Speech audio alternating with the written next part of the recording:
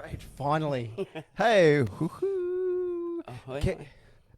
Can we get straight into it? I've got Jay Mane here. That's super exciting.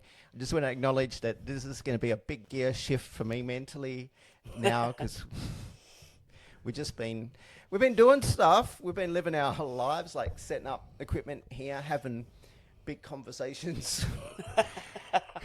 Woo. Jay Mane.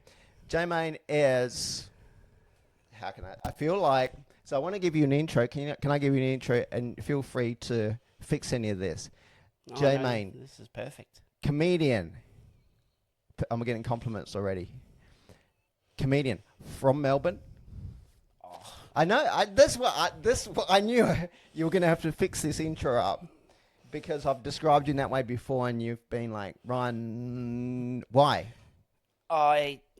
Yeah, okay. Born and raised, but my dad's a Queenslander, and I've moved around a lot. So, but yeah, for lack of a better term, from Melbourne or Victoria. So it's not your identity. You feel uncomfortable because your dad's from Queensland. Yeah, Townsville, far North Queensland. Okay, Like redneck. but you are not from Queensland. No. This is interesting to me already. Like, identity. Are you from somewhere? I mean, yeah, but like, I don't know. I don't want to immediately jump into some sort of deep philosophical, Okay, let's not. chicken or egg. But I came from Southeast Victoria. That's where I spent most of my time. Mm-hmm. And yes, I moved from there to Bunbury. So as far as Bunbury's concerned, yes, I'm from Melbourne. I get it, man. I don't identify with I'm from here place either. So I get it. Donnybrook, right? Yeah, exactly. What does that mean? I grew up in Donnybrook, but if I were to say I'm from Donnybrook, what does that mean? It doesn't say anything about me. No, it doesn't. So I don't think anyone from Donnybrook is wearing Calvin Klein underwear. Is this too much of the sausage being made? No, look. I am wearing Calvin. I don't want to get it out right now because don't ask me how I'm I know afraid either. Because he knows because I told him because I did a bit about alpha male underwear. Yeah. Because this says more about me, like how desperate I am to convey a certain image. So so I do a little bit about alpha male underwear. I'll tell you where that came from. It's because I had alpha male underwear and I saw the incongruity between wearing alpha male, wearing underwear that says alpha male on it, but buying this underwear that you bought at Kmart for $2. There's not much alpha about that. No, but if you want to talk about identity and where you're from, yeah, I do. If it wasn't $2 from Kmart and it was $75 from some designer that said alpha male, does that where it come from? No, because it's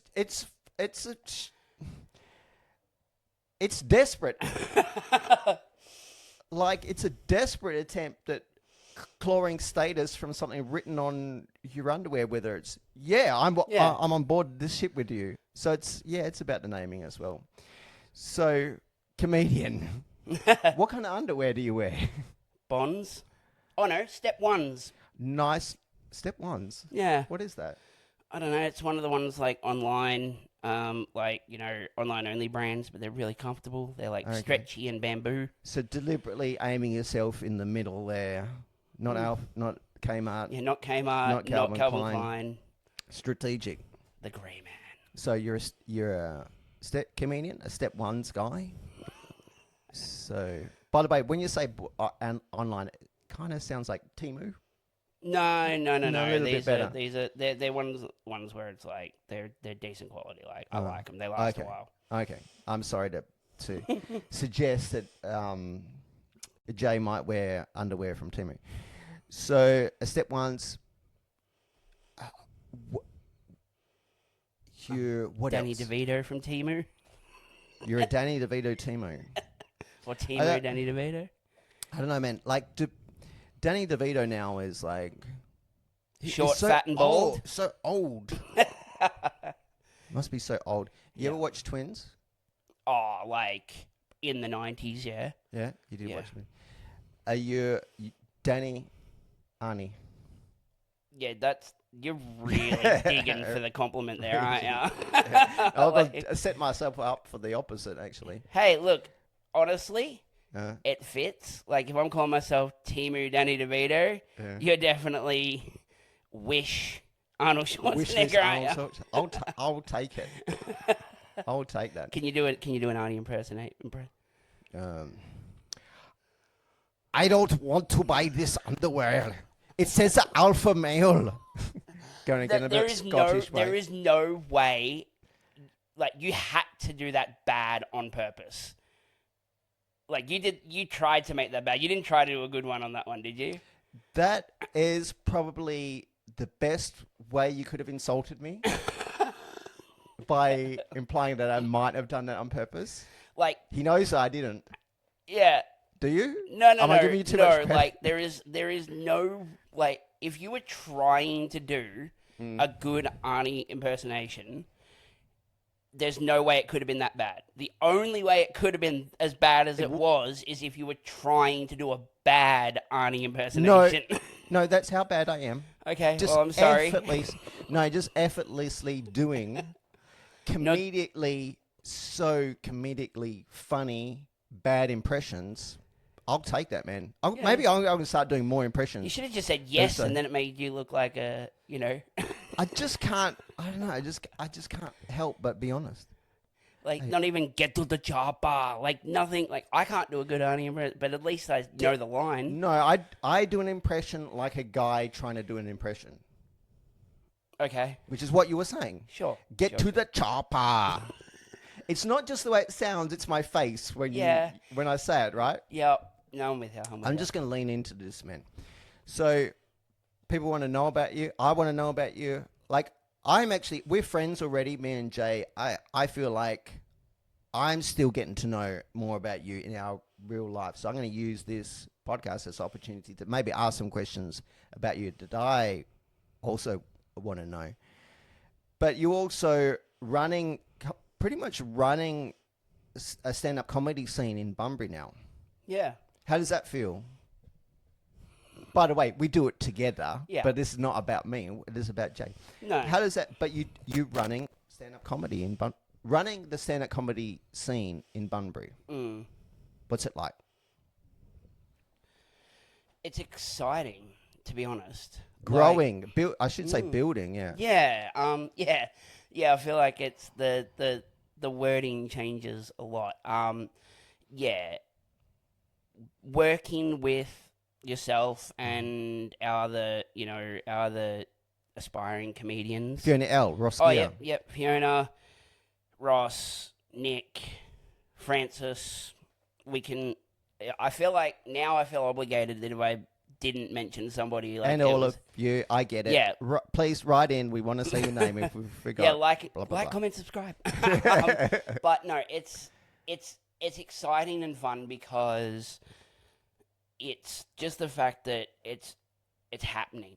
Like, getting to experience that process of an idea, and you put that idea out there, you start taking steps towards that idea, and then that idea actually becoming a physical thing that is happening is always really fun. And it's almost amazing that, like, something that was just in your head is now a reality that other people get to experience. We're still in our infant stages. We're still learning to crawl, but I love it, and that's why I'm really keen to put in, like, the hard work and do what I can to help the other people involved prosper. I'm really glad we're doing it together. I don't want to make this too much, make it the you and me show. I don't want to make this episode about you, but what you said then made me feel something, which is... You can do that? Describing. I can. This guy always calls me the robot. It's a good gag. You're not the only one to call me the robot, and I'll jump in on a bit. I yeah. Anyway, blah blah blah. What you said made me feel something, which is the way that you described what we're doing, which is trying to set up a stand-up comedy scene in Bum, made me so glad we're doing it together. Because it's hard. It's fun. You know, it's like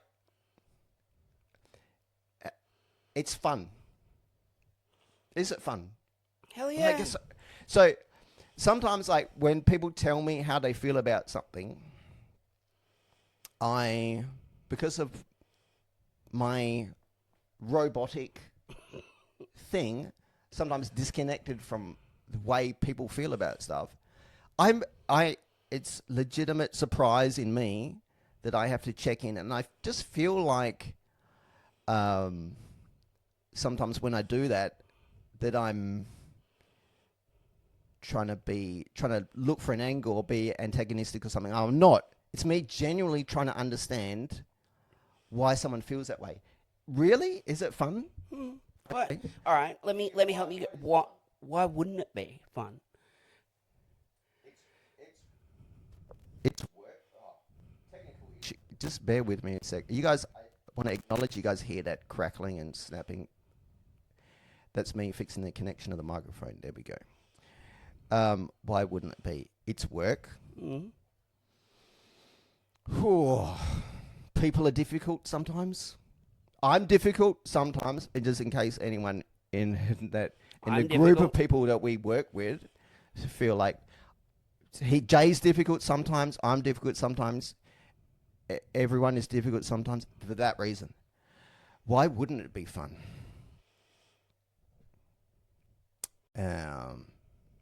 It's pressure. There's personal pressure. There's egos involved.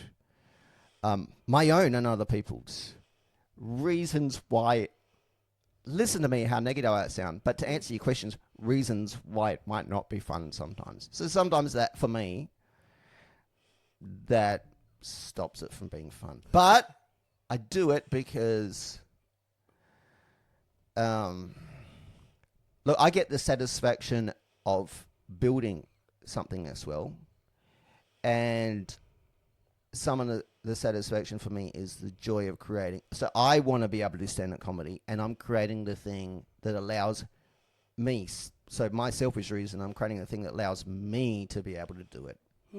Yeah. So let me and you. Is that, yeah, it is stressful. It is pressure.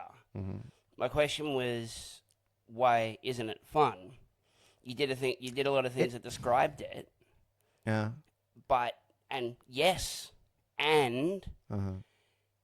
It's a challenge. Despite the difficulties, it is fun having that challenge, for me anyway, having that challenge in front of me and then finding a way to solve it or to deal with it. And then once you meet that challenge and you get to see the results, that's satisfying. So I'm really grateful to get to be able to record these podcasts in the theatre. It's such a great space. It's a space we share with other people. Can I make a comment on that? Yeah. Again, I agree. It's lovely. But right. if I understand correctly, I'm the third guest you've had on this podcast so far. Yeah. And I've noticed that there's no you haven't had a female guest on yet. And now that I'm not putting you on blast, I just want to put it out there to the audience and perhaps any women who may be a guest on. I can understand why it might be difficult. Because to get into this recording space, you go through a dark, descending labyrinth of corridors into a rather soundproof little oversized cupboard. And if I see the first female guest on here, I will just applaud them for having what I can assume is a lack of self-preservation to go through that to get here and be recorded. Knowing that it is completely safe, this is a safe space, but just the path to that safe space does not feel it. not the reason we haven't had any women on yet. I'm trying to connect with that. Like, that would not at all come into my mind Yeah. with having female. So, like, I don't know. Can we try that next time? Next time I have a female guest on, I will Ask them about it. do that with them. It'll be required in order to get in here. Yeah.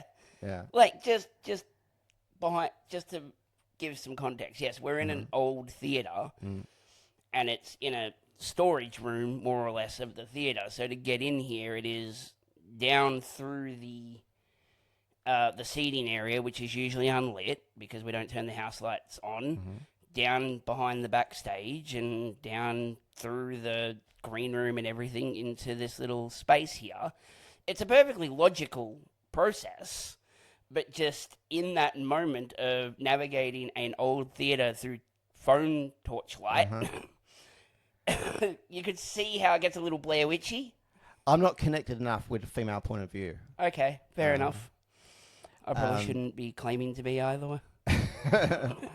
No, that's cool. So, what were we talking about? I felt like we moved on from something. About running stand-up comedy. Yeah, running stand-up, yeah. Okay. So,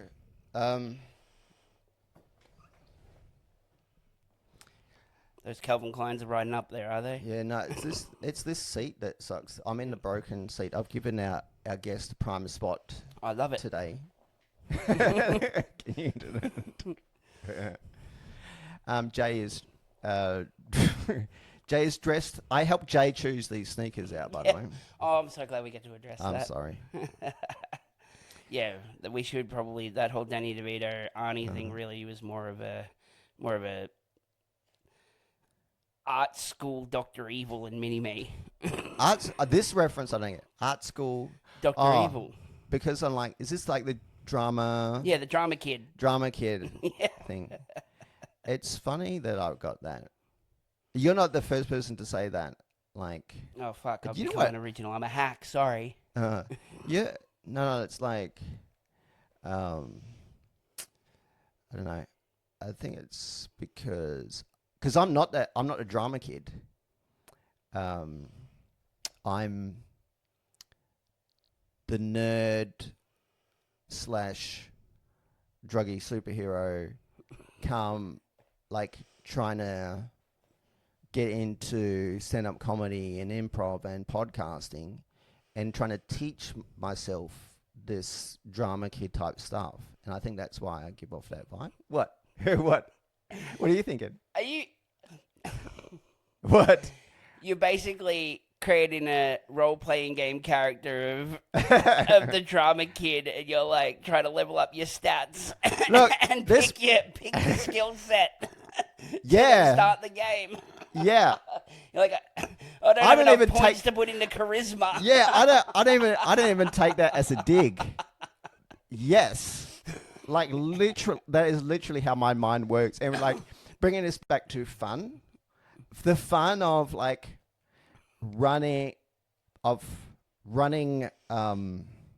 building the stand-up scene in Bunbury is the same fun as is building up the RPG gang of this guy.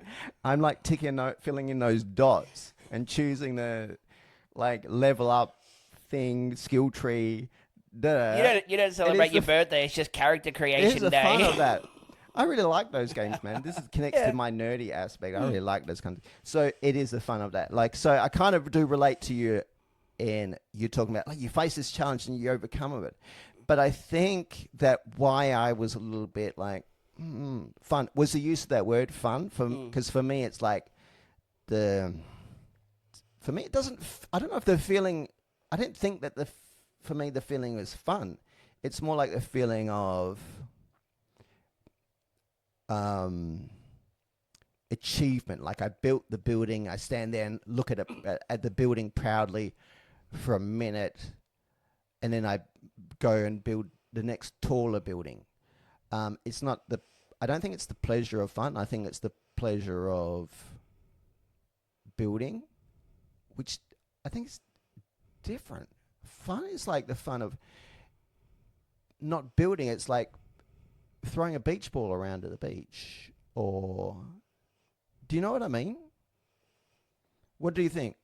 Well, yeah, I mean, like, all right, let me sort of see if I understand what you're saying. Have you got like trophies or like medals or anything for like achievements before? No. No. Have I got them before? Yeah. Yeah, who do you think you're talking to? Exactly, right? But I just wanted to make sure. And Uh, did you like keep them and display them or anything like that? Like the when first I place was trophy? when I was young. Yeah. Yeah. And like what say like you got that award and it was on display Uh-huh. and then you looked at it sometime after the event, what went through your mind when you looked at that medal or trophy? What went through my mind? Like, did it remind you of being awarded the trophy and standing there and getting the applause, or did it remind you of the day of the competition, or whatever it was associated with? Did it bring you back to that moment, or did it remind you of something? It remind. Okay, so this is gonna get deep. You guys don't mind? I don't mind getting deep and personal. No, I think it's something a little bit sadder than that. I think it's like of not yet being good enough. Yeah, but if you won all right, so I assumed it was first place trophy. No, okay, so you're making me think of a football participation trophy. Okay, yeah, so that is sad. Mm. Like, for real. And I can see why looking at that triggers negative emotions. 'Cause that's how I feel about participation trophies or certificates or whatever. And I've had a few of them. Uh-huh. But the actual, like, first place or second or, like, whatever it is, for me, whenever that's happened, I go, like, oh, yeah, cool. But now it's just a piece of plastic or metal or timber or whatever it is, and I'll try to be proud of it, but I don't really give a shit about the award or that accolade, because to me the value was what I learnt and the experience that earned me that. That was really just a token of the valuable thing. It's not the actual valuable thing. So, for you in stand-up, might be then seeing the poster for the next event, or an event that we've done successfully in the past. You might look at that and feel this way. Is that what you mean? More like, all right, if we wanted to attribute it to stand-up, like, I love seeing the posters leading up to the event, and I get very, like, I appreciate it and love what it represents. And then I like seeing the poster of past events, but I don't look at that poster as an achievement in of itself. It just reminds me of what happened on that night, like that show at that venue, what challenge we faced setting up at that venue, what happened in the audience on that night. So it really is just entirely about the experience that I went through that is linked to that poster, trophy, medal, certificate. Yeah. It's actually got but no significance to the poster. And that's fun? No, I mean, it's more just my value system, but you remember the fun of that moment? No, because okay, okay, so all right, so I'm with you. So because I do see you having a lot of fun in the moment when you do the shows, and in fact, when Ross Gear has invited to go out afterwards, he said, "Come on, guys, this will be fun," and you said, "This is my fun." Yeah, the show, which I get it because I also don't want and to go out. I do want to go out, and I see you having I'm just fun. Tired. Yeah, and I see you having a lot of fun. Yeah, I'm gonna steal something from another personality, Steve Ranella, and he tells his story about what he calls high grade fun and low grade fun, and I really subscribe to this. I believe this so vehemently.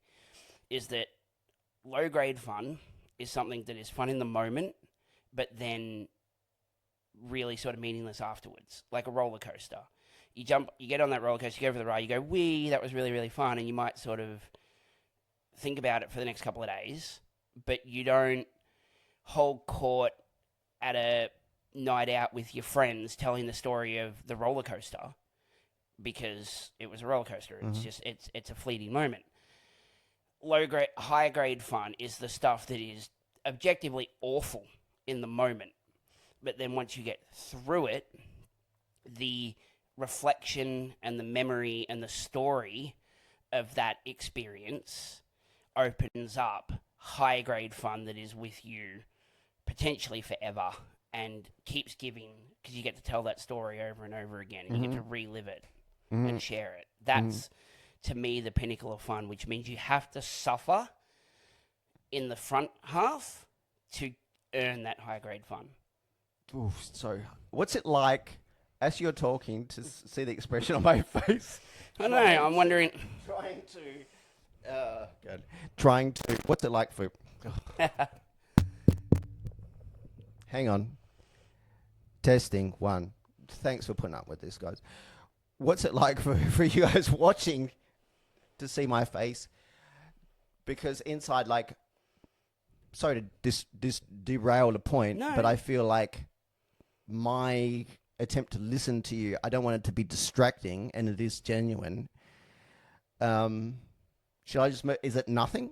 No, I have thoughts. Because you get it. No, I'm trying to not have thoughts. I'm trying to follow the story. So I'm visualizing as you talk. So, and I'm losing your point already. High grade fun, low grade fun. It's not a shot at Jay. It's a shot at me. So, high grade fun and low grade fun. Okay, I get it. Low grade fun being the beach ball on the beach. Yeah, it's fun in the moment. Yeah, not a have hike, fun, but you're not telling stories. Not about a hike to the Himalayas. Yeah, yeah, exactly. Okay, so doing this a stand-up show for you is like a beach ball at the beach. No. That is high grade fun. What is the show? The organization, the work part of it. Doing stand-up is great. It's just if it was a case of me doing a set somewhere where I've just showed up, done a 5-minute spot and left on somebody else's show and I'm not connected to it, I guess that would be considered low-grade fun because it's, unless something crazy happens, but it's just a go, attend, do the thing, leave. Being on the organisational side of things, where we're organising the venue, doing all the technical stuff, herding the talent and doing the... You can say cats. Herding cats. Cultivating the lineup and then making sure the show runs smoothly is stressful and exhausting. But when we go, thank you all for coming, and everyone claps, and then we go hang out the front, and as people are leaving, they stop and say hi and, tell you how much they enjoyed the show. That is now the high-grade fun part of it, because now I've just gone through this however long of suffering to then yield this result, and now that's what I live for. That high is so much better than any low-grade fun. Okay, yeah, bro, I get that. When you painted the picture of... God, I say painted the picture a lot. When you painted the picture of that work up to getting the show, running the show, and that moment, there's a moment where it flicks, where you've done your job and you relax into enjoyment. Yeah, me too. But you lost me at the hanging out with everyone afterwards, because my bet is that much shorter than yours. And because I see you having a lot of fun. Hey, I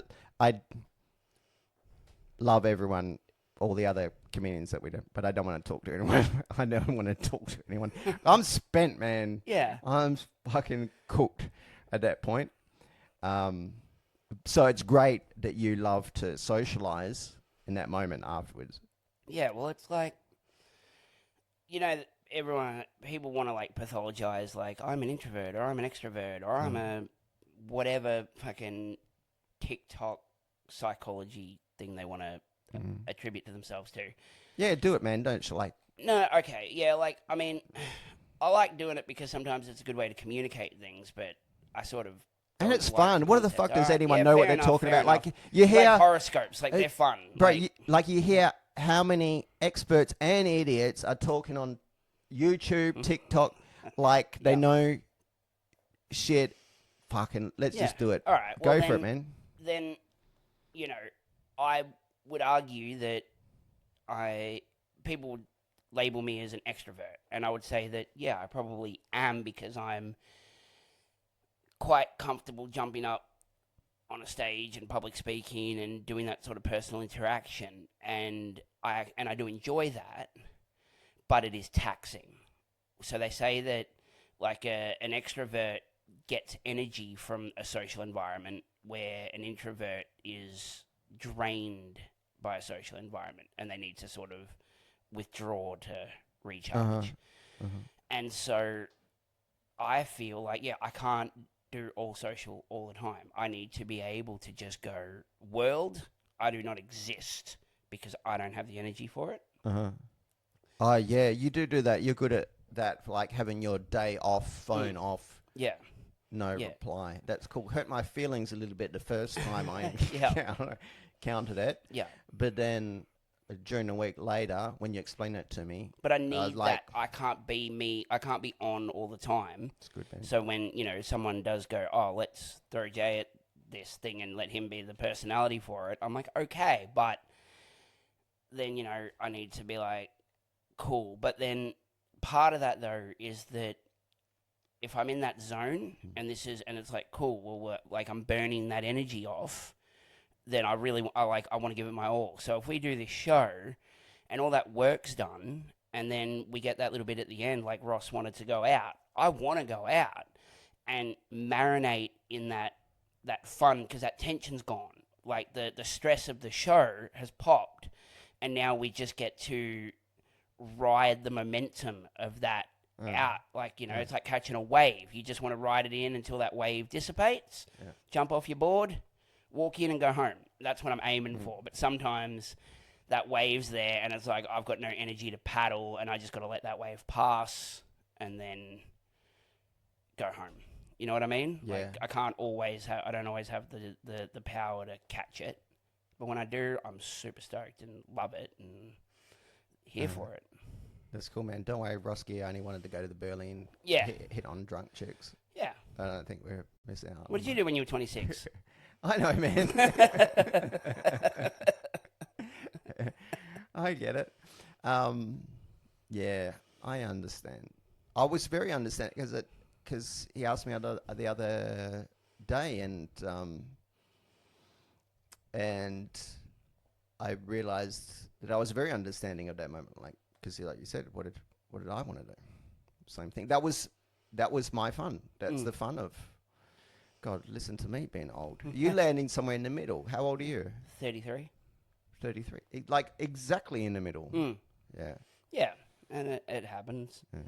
I say it's like I think we did a show and then we went out to like Milky Lane and I was like, yeah, this is cool. And then once I like ate and I'm like, all right, I want bed. And you looked over at me and you said like, Ryan, you haven't said anything for like last 20 minutes. Are you okay? And I'm like, I'm verbally, mentally, like, comedically spent, man. Like, I'm just content to just exist. And I don't want to have to contribute. Yeah, my energy's... I like that little moment's okay, because to me, that is like our trophy. Whether I sucked and it's a participation trophy, or I did really well and it's a success trophy. I like that little moment where I just get to exist, be around a group of us, talking or not talking too much, That's my little moment. No, and I get it. Yeah. No, respect. Like, there are world famous comics who are like arena acts who do their bit and literally walk off the stage into the green room, grab their jacket and their keys, and leave. Bro, I just want to be a person. It's like that moment, like 5 minutes, and it is only 5 minutes right now because I'm just an amateur. I'm an amateur stand-up comedian, so I don't mind saying that about myself. But after that 5 minutes, that's my time to be a performer. And that's my time to like decide I'm going to try to be funny for myself and for other people. And after that, I want to get off, and then I want to just be a person. That's where I give myself to be. Like, I don't need to impress anyone. I don't need to make everyone laugh. I don't need to achieve anything. Now I can just exist. I believe I've now, as of today, dubbed that version of you standby mode. Yeah, which one? That when you say I just want to be a person, that's just you with the little power light just blinking. Like, it's like, okay, I've run my stand-up comedian protocol, and now that has concluded, and now I'm back onto standby mode, just existing. Yeah, and I feel like the more I get to do the stand-up comedy bit, the more I give myself permission to just go into standby mode more often. It's a day-to-day life thing. It's like you can just talk at me. I see that I do it more. Like when I'm at work, someone will talk at me, and it's like, "Ryan, are you okay?" I said, "Yeah, I just want to listen to you. Let me be the world's best listener." Like, but I just want to contribute. I just want to contribute nothing. Okay. No, I'm listening, man. But honestly, sometimes when it gets to the point, like, it takes effort to listen. It takes effort to really. It takes a little bit of energy to give to listen. Sometimes I don't have that energy. So, if I'm honest with you, yeah, sometimes, and it's hard to say that to tell someone you didn't hear them because you didn't have that energy to give. And sometimes I lie. Hi. And, but yeah, I don't know what that's called. No, and you actually pointed it on something that, like, I think is really something I experience differently, though. Like, I feel like I'm sort of constantly seeking stimulus. Like, you know, like I like talking to people, and I want to ask them questions, and I want to, like, you call it argumentative, but sometimes I'm just wanting to get people to express themselves to me because, you know, I'm interested. What do you do? What are your thoughts on this? What do you reckon? Like, and sometimes people aren't always like, you know, they give you the sort of typical answer. And so sometimes I sort of start digging, if that makes sense. And then, yeah, you do like conversation, and you do like asking people questions. I said that's something that's really great about you. It's like you have a genuine interest. Yeah, I was just trying to think. Well, you have a genuine interest, and sometimes I don't have the energy for that. So like it stands out to me when you're doing that. It's like if I want to talk, I know I can go and talk to Jay. Like Jay, you ask me questions. You ask me stuff. Hey, I'm a little bit mindful of the shared space that we're in today, and I didn't chuck the timer on, and I know that some auditions happened in the theatre today.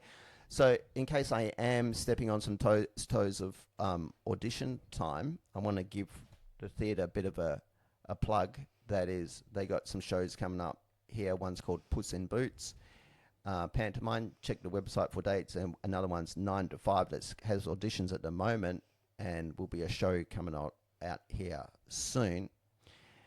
Thanks so much for coming on. Is it Bunbury Lyric Theatre? Bunbury Musical Comedy Group and the New Lyric Theatre. Is it the new or Bunbury, the website? Or because I think they changed it. What is the website? Yeah. I believe it's Bunbury Lyric Theatre. I don't know. Can I have that for you guys next time? If you want to get ahead of me, you can Google Bunbury Musical Comedy Group. That too. And What about Ciao for now. comedy? Can any of the stand-up stuff? And come and follow us and watch our shows, Bunbury Comedy Connect and Improv Studio on Facebook. If you're watching this, you probably are able to find it. Link in the description. Watch Jay and me give you real life links in the description of us when we're on stage. Anything else you want to plug?